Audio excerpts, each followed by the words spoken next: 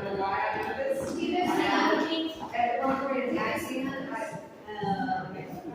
everyone, good evening. Tonight, before we hear the musician, I'm gonna read some poetry I wrote. So you don't have chairs, but you guys can just stand around and listen.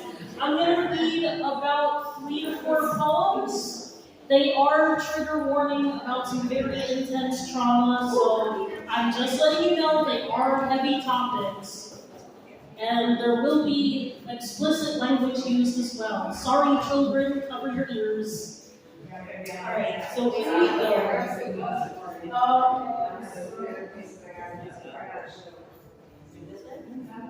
You're like, girl.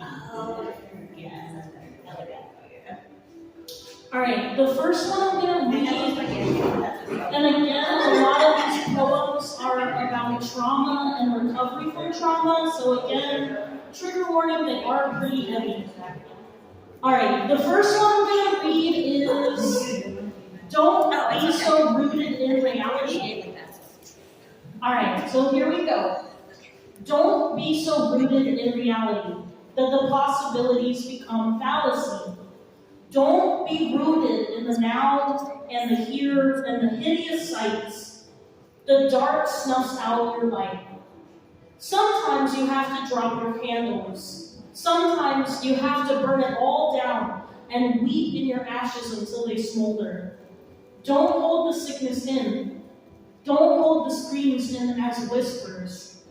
You make all of the noise. You shake the forest. Mark the bark with your blood. You let them know what was done and what you're going to do and what you're not going to do. It shut me up. Me too, me too, me too. Too many, too many. Forests burned down, these beautiful withered willow trees. They are rooted in their realities. The weeds, the thorns, the choking rough ground with the little nutrients. We have to water one another. We got plenty tears. Instead of drowning in them, water each other. Water us. Water us. Water us. Change your direction. Don't swim away against the current. Let the dam break. Let the tears flow. Let the screams echo. Shake it free. Shake those shackles off of me. The anchor cutting into my ankles. I will be free by any means necessary. I am willing to cut off my own feet. I am rising above the surface. I am breathing air with water-filled lungs. The bullets you shot into me created the holes with which my lungs are releasing the water. I had to kill her. I had to murder the monster. I had to kill the shameful one, the prideful one, the drunken one, the high, the low, low, low one.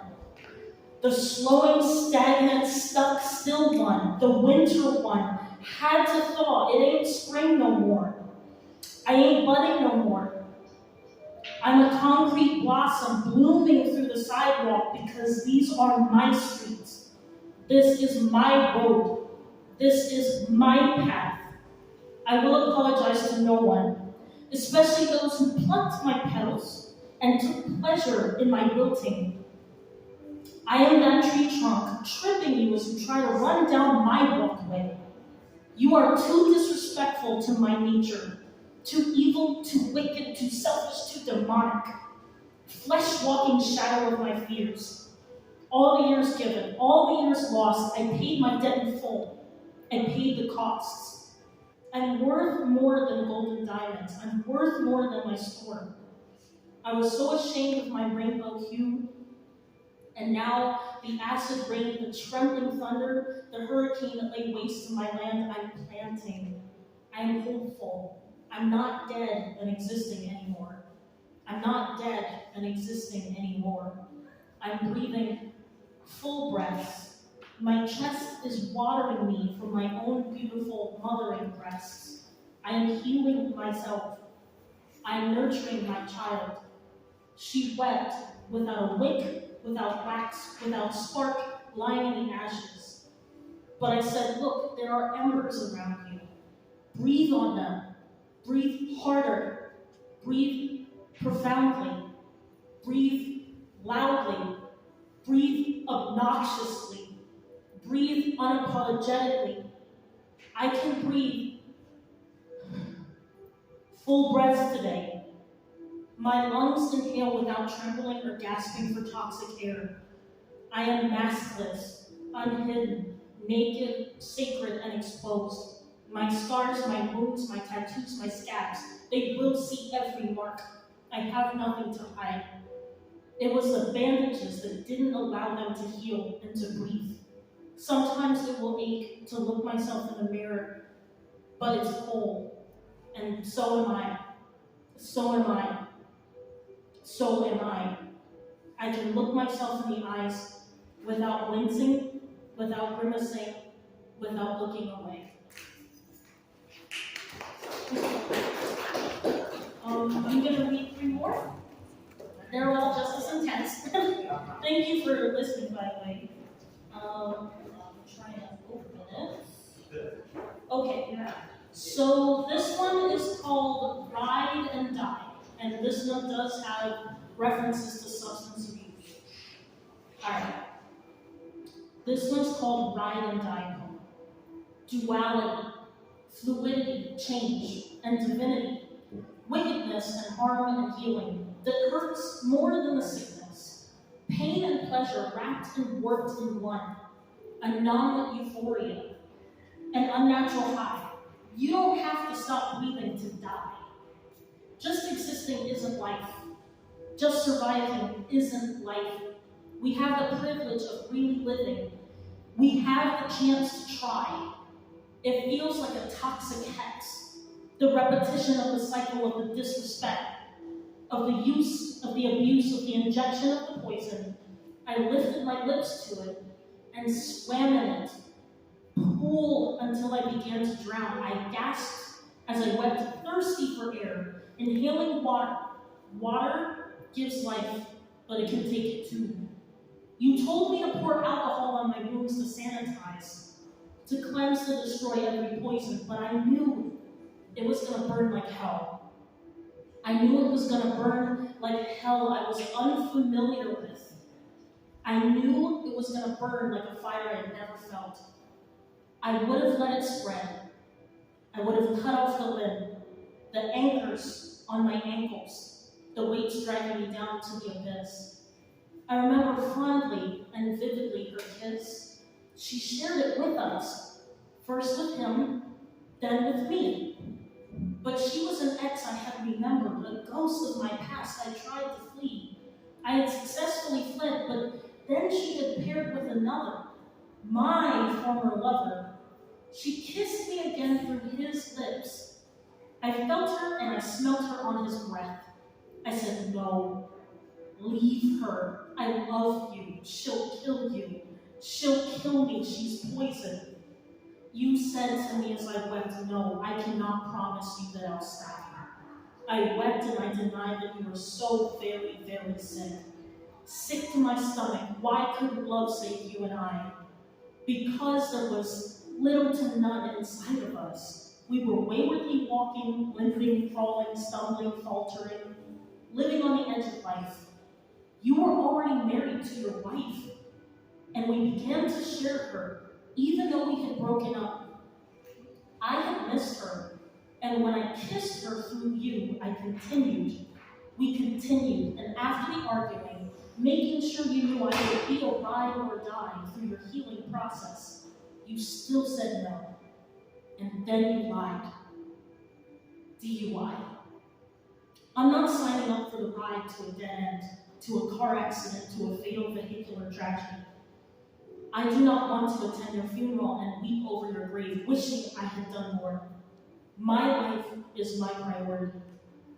My heart has to be my priority. This is the only body I've got. I cannot save anyone, and I was drowning too, trying to lift you up and out, giving you the benefit of the doubt, but knowing to my core you were chained, and I was throwing away the keys. I hope that you live a life that is dry. I hope you live a life that is neither low or high. I hope that you live a life that is clean, a life that is alcohol-free. I hope that you live a life without me. And my heart will always have a scar from the time I allowed myself to drown to save a prisoner. About to repeat the past mistake of letting her into me. Your kisses tasted so good to me because I could taste your poison again in the air of your breath, in the saliva on your lips and your tongue. No more poison shall be in my veins. My heart will not stop, but it will ache, it will bleed, it will cry. But the tears are no longer daily afflictions. They are simply moments and sighs. And I will not forget the lesson of why it is detrimental to ever be a ride and die. I know these are heavy, guys, I know, but I appreciate the ability to call it being heard. So I've just got two more, and then we'll hear the music. Alright, so here is the third one. This one's called Metaphor. Metaphor. I have to make that clear. Have the horror crossed out. You call me sis, but you're not my brother. I am not a hole to be unlocked. I'm not a door to be opened. I'm not a flower to be plucked. I'm not gum to be chewed. I'm not tape to be stuck. I'm not a car to be driven. I'm not a notch in your belt. I'm not a conquest. I'm not a trophy. I'm not your fantasy. I'm not your bitch. I'm not your property. I'm not a doll. I'm not your mom. I'm not your therapist. I'm not your baby girl. I'm not the friend you can fuck. I'm not your possession, your obsession, the cure to your depression. Accept my rejection. I'm not stressing about you messing with these women as your drugs. You are high when I'm low. You lay me down so you can rise up. You are erecting a statue on my land, my roots, my precious soul. Trampling and stamping your feet on my rose bed. I'm gonna leave you on red. I'm gonna block you. I'm gonna cut you off. I might just cut it all the way off. I do not need the strength of a man. I don't need more balls or tell you to suck my dick. I do not need to insult you by saying you're a pussy or a bitch. Because you are less than. And because you feel less than, you bring me down. I'm at the top of the staircase and I will submit to no one. My God is a genderless, shapeless light in the darkness. My God is they. My God is he. My God is ye, and she, and he, and them. My God, you're an idiot. Son of an itch that cannot be scratched. You are just as shitty as your absent father, causing heartbreaks and abandonment everywhere. Swearing you won't ever date a woman who looks just like your mom. Because we're bitter, we're bitchy, we're bed wenches. When we say we don't want any more broke niggas in our beds. And we walk away to the men who are willing to pay for our dinners, open the doors for us, build with us, respect us, love us right. Black on black crime is black on black abuse, and calling it black love. Black love isn't black women being silenced and marching in the streets with black men who kill us. Black love isn't telling womanist women to shut up about the abuse of black women. Black love isn't telling feminist women to shut up about the abuse of black women. To the white women who choose race above gender, to the black men who choose gender above race, to the white men who choose gender and race above all, and will lay us down and sleep with us in the dark, but wife up the women they aren't even attracted to. And black men who, when asked, what do you like about the white girls you prefer, respond with a bunch of insults towards black women. Are you dating them to spite us? Why would I want to date you when you spit venom at your sis? If you are my brother, protect me. I have such a stank face, such an attitude, such a rough exterior, such a vicious tone because I have to protect myself out in these streets. A smile is seen as an invitation sophistication. A dress, easy access. A soft, kind demeanor is easy prey. I don't live in a world where I can be carefree, soft, feminine, gentle, loving, caring, because I'm not allowed to be. Ride or die means ride and die for me. And I won't die for you. And I won't live for you, just like the Joker said to me. No more jokers. The poison you fed me, I will feed you back when you attack. I'm not a Harley Quinn. I'm a Harley Queen. Property of no one. Emancipated, fantabulous. I lost several times over, but this is how I win. I will put down the bat. I will put down the mallet. I will put down my gun.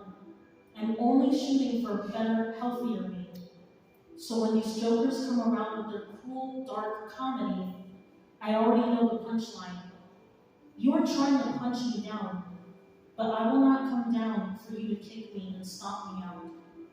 And if you come for me, my weapons are weighted, not of words, not of materials, not of violence, but of discernment, of wisdom, of proactive defense. And I'll just end it there because I know we're long. But I hope you like some of the poems and enjoy the music from our musician. Thank you so much for listening, guys. I really appreciate it. Have a great evening. And this is a love letter to all those who have been through abuse.